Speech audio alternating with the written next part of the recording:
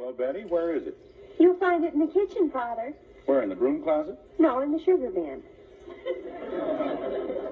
With the sugar? Of course not. The sugar's in the bread drawer. Oh, naturally. Jim, if it's too much trouble... No, Ed, we'll find it out here somewhere. Maybe Betty would stay home if I bought her a dress with a 3-month-old hemline. Oh, Betty, how would you like to...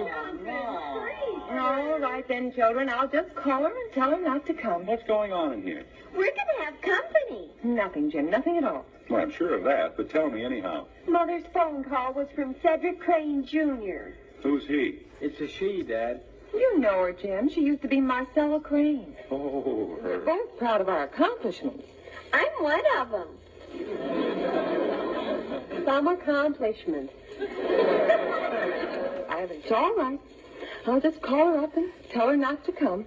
Oh, now, Margaret, I'm sure the children don't really mind staying home. Father, I've looked forward to this weekend for months. Ever since Sally invited me 2 days ago. Dad, the guys will think I stayed home on purpose. I'll be glad to stay home. Where else could you go? Now, Betty, Bud, this may be a little inconvenient, but your mother has given up many things for you, and the least you can do is give up one weekend for her. But, Dad... If she wants Marcella to meet her happy little family, then that's what you're going to be. A happy little family. But, Father, Jeannie Liggett's on her way over here to pick me up, practically. Well, go call her up and tell her not to come, practically. Jumping creepers. When you finish telephoning, put on your blue dress, Betty. Yes, Mother. And, Bud, you go comb your hair. Yes, ma'am. Shall I put on a clean dress, Mommy? Later, dear. She won't be here for an hour, and there's no point in dirtying 2 dresses. All right, Mommy. And, Jim... She got pneumonia. Jim. Margaret, I never heard such drivel as she hands out. She says I should always wear clothes with a future. Caddy, the way you wear out clothes, they don't even have a present. They don't? And the questions she asks. Jim, it's part of her job. She's making a coast-to-coast survey. You should have heard what Dad told her. Never mind, Bud. What did you say? Margaret, it's not important. Jim? And she asked me what I thought about women's clothes. And I said I was in favor of them. Oh, dear. Well, that's better than not being in favor. Jim, All right. you could have been courteous. Well, how do I look?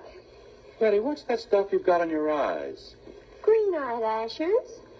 Miss Crane said I could wear them. Well, your father says you can't.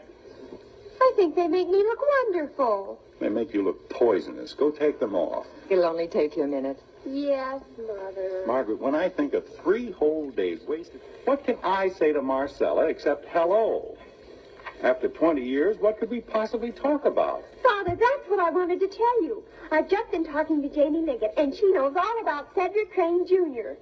This is going to be the most scintillating weekend this family's ever had. Why? She isn't just anybody. She's a New York fashion expert. Oh, no.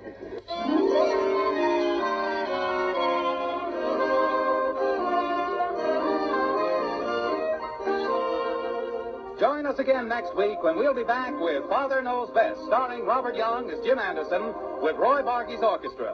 In our cast were Norma Jean Nilsson as Kathy, Jean Vanderpyle, Rhoda Williams, Ted Donaldson, Sally Creighton, and Barney Phillips.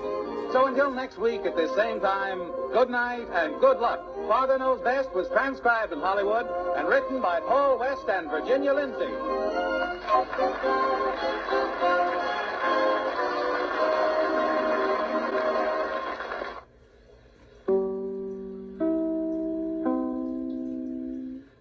The Fashion Expert from January 17th of 1952. Betty Anderson portrayal Rhoda Williams was born in Denver, Colorado back on July 19th of 1930 and was 75 when she passed away in 2006. She also had a handful of film and television credits.